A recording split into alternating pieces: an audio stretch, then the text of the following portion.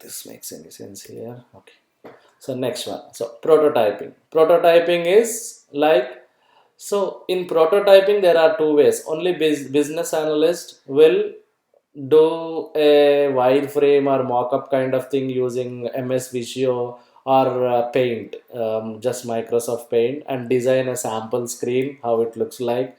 So if guidewire, if you are implementing like a product like cards product or any purchase product and making customizations, it will be easier for you because you just take a screenshot of that application and take it to the business and show him it will look like. Or else you can just, if you are well versed with guidewire, you can just play around before the meeting day, then you show him the feature by sharing your screen and tell him that this is the feature in the guidewire and it works like this out of the box. So does this meet your need? Or if you want any customizations, you want to change anything on the screen, add any new fields, are there any redundant fields which you don't need and which you might want to remove?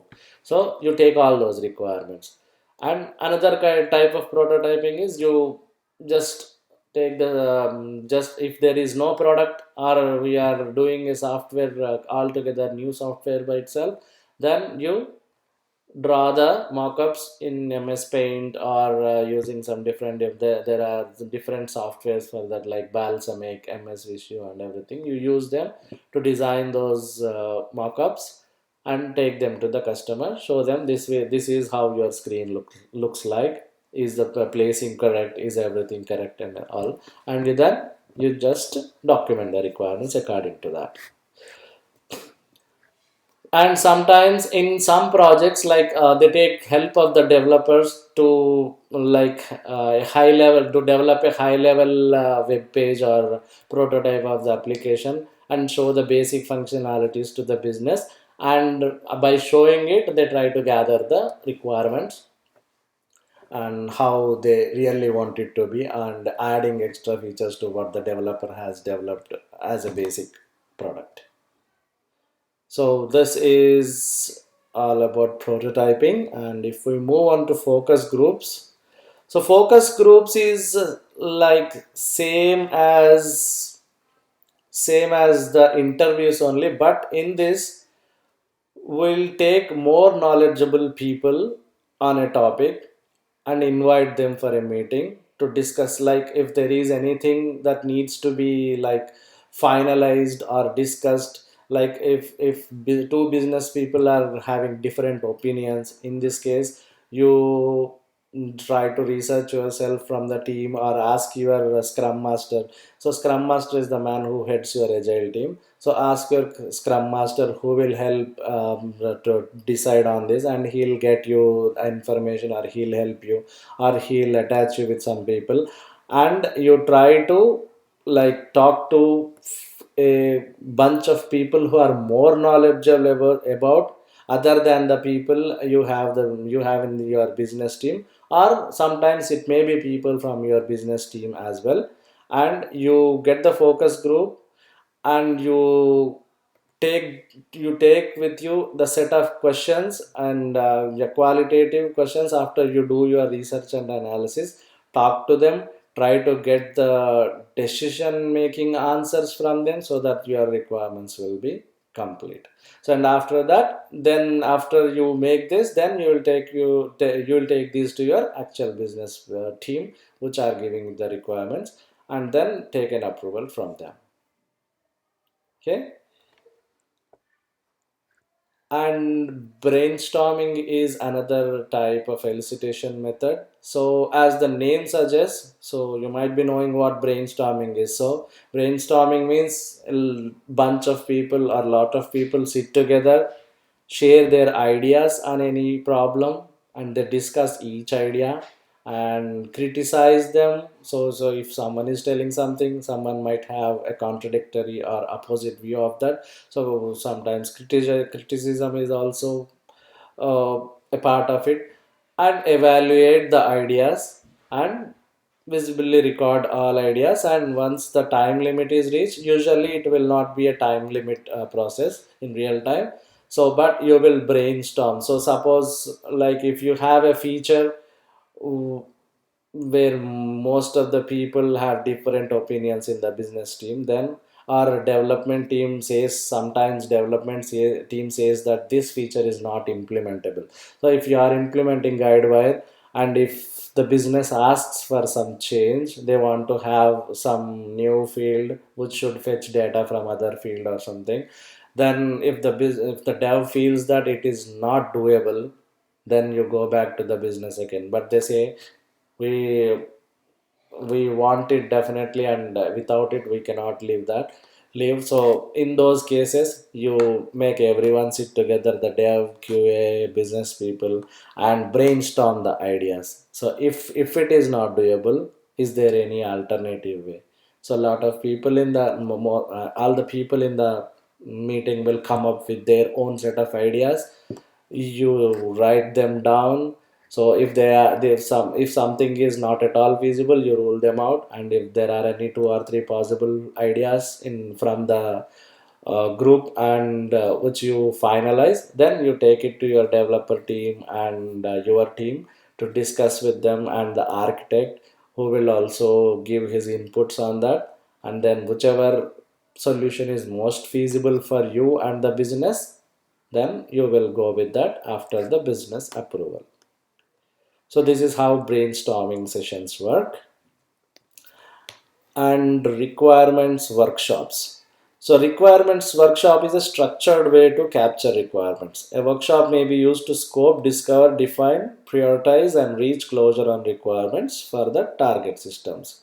So like I said, for the interviews, some companies follow workshop model to gather the requirements. So in the implementation stage, you will have a set of, as I said, you will have a set of business stakeholders allocated to your project. So they should be available for you. So you set up like every day, like 3 hours at least, 9 to 12 or 10 to 1, and you sit with those business people explaining your requirements and what you need from them, and gathering their answers on that.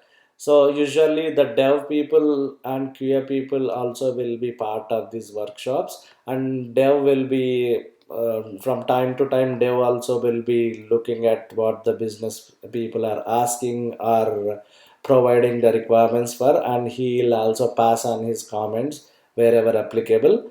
And it will be a collective approach to gather the requirements. And sometimes if there is anything which was not finalized, it will be taken as action item along with the person who has to resolve that. If it is something developer has to check in the code if it is doable or not, it will be a action item on his part. He'll take it and he'll come back in tomorrow's workshop to give a resolution on that. And if it is something on the business part that they were not able to communicate or finalize today, they'll take it as an action item on their part, and they'll come back tomorrow. Or if not possible, if someone is on leave who should be able to decide on that, they will take a deadline for that action item, and by that time either they'll let the business analyst know in the next workshop, or they can directly touch base with you and provide with their resolution. So these are the workshops are structured ways of gathering the requirements. You will have a specific schedule set up for the whole project. Like every Monday, Tuesday, Wednesday, we'll have workshop from 9 to 12, means whole team should be available for that 9 to 12 slot for the designated days. Good? Yes. Okay. So JAD sessions.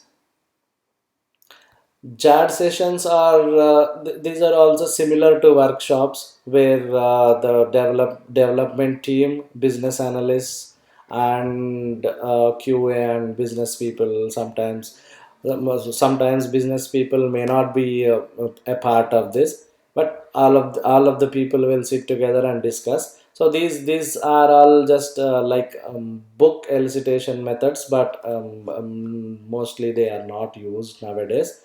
So the ones which I told you, and now whatever we are covering, I'll at the end of the session I'll let you know, because these all will fall into the interview questions.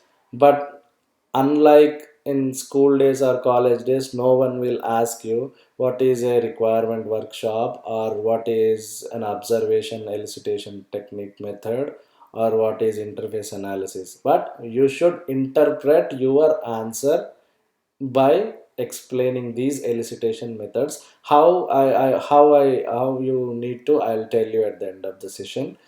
So yeah, JAD sessions is also a similar thing, where many people, including the technical QA, everyone will sit down and discuss the requirements. And reverse engineering is a process. Sorry, is a process of analyzing subject system product to identify underlying business process data and rules, and based on the identification, representations of the system may be created at a higher level of abstraction. So this is like we went through the process of observation, where the BA will shadow the person who is doing the work. But in reverse engineering, we try to understand the underlying business process data and rules in their existing system with the help of your developer team. So they go, sometimes they need to go into the code and see how it was written, and based on that he will give you inputs. So this is what written in this current system, and the rules, data, business process, everything which are followed by their current system are understood, and based on that we build our current system using the latest platform. And if there are any changes needed to improve that previous system, we'll incorporate them with the approval of business.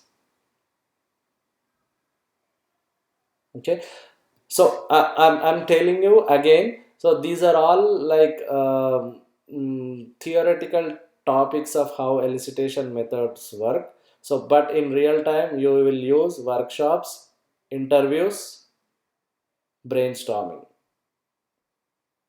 These will be the three main techniques you will be using. So brainstorming, when you are stuck up with solution. Requirement workshops, it depends on your project. If it is a workshop model project, usually it will be, if it is an implementation project, usually they'll allocate like 3 or 4 days of every week, daily 3 hours or 4 hours to do that.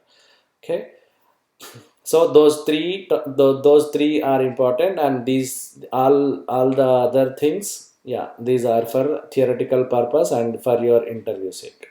Okay, so surveys and questionnaires. So this is one type of elicitation method which is very rarely used, I can say. But when you are unable to reach a business stakeholder, so implementation projects, usually you will have access to them. But if you are working in a support project where there is no specific allocated business team, you need to find out who is the business working on this feature, or expert on this particular feature which you are working on, and try to reach him, set up a call with him, talk to him, and gather the requirements. So sometimes they may not be available. So what you will do is you will send them a questionnaire or a survey kind of thing with options. So sometimes you send like 10 questions and ask him to answer whenever he has time.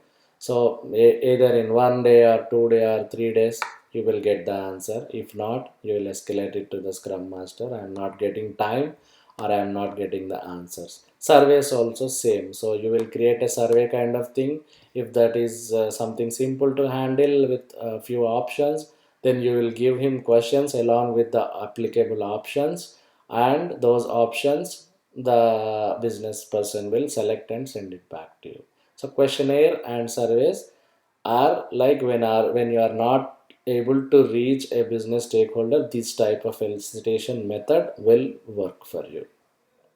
Okay, so next one is interface analysis. On interface is a connection between two components, can be user interface, system through system, or system to hardware device, or anything. So this will be moreover when you are dealing with APIs. I'm not sure if any one of you is aware of what an API is. So API is application programming interface. APIs are used for interacting with other websites. Let's say you are using your mobile phone and you are getting the weather information from either CP24 or AccuWeather kind of things, right? So your Chrome interface or your any third party app which you are using will have an API which interacts with the AccuWeather system, sends a request to AccuWeather system and gets the response from AccuWeather system and displays it on your mobile phone. So this is interface. Interface means connection between two systems or two components or anything. It might be, let's say if you have two systems in your current in your project itself. As I'm talking about policy management system. So to issue the policies you use policy management system, but to manage the billing you will have a separate system, right? So to connect these both systems you will have interface. So to design these API requirements, sometimes what has to be sent in the request and what APIs work on a request and response formula, where our system will send a request to them and get a response from the target system, which will be stored or displayed to the user in the source system. Okay, so to design, mostly to design the API interfaces, or when you are working on, so when you connect two systems it is called integration actually. So some integration requirements, and the part which connects them is called interface. Okay, this will be a little complicated as well. So but usually in real time these will be handled by system analysts.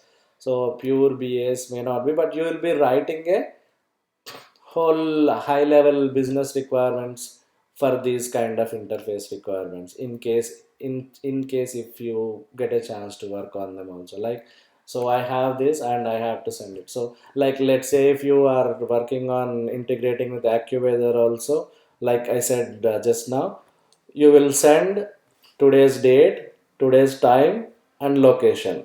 This is the request. Your request consists of these three fields. So you send it to that, and AccuWeather sends you the temperature in Fahrenheit or centigrade, whatever is requested, and the humidity levels, any chance of rain or snow. These all details AccuWeather will send it back to your source system. So you'll display it on it. So this is called interface analysis. So you analyze the interface, what is sent in request, what are you get, what you need to get in the request, then write the requirements for this APIs or integration. Good.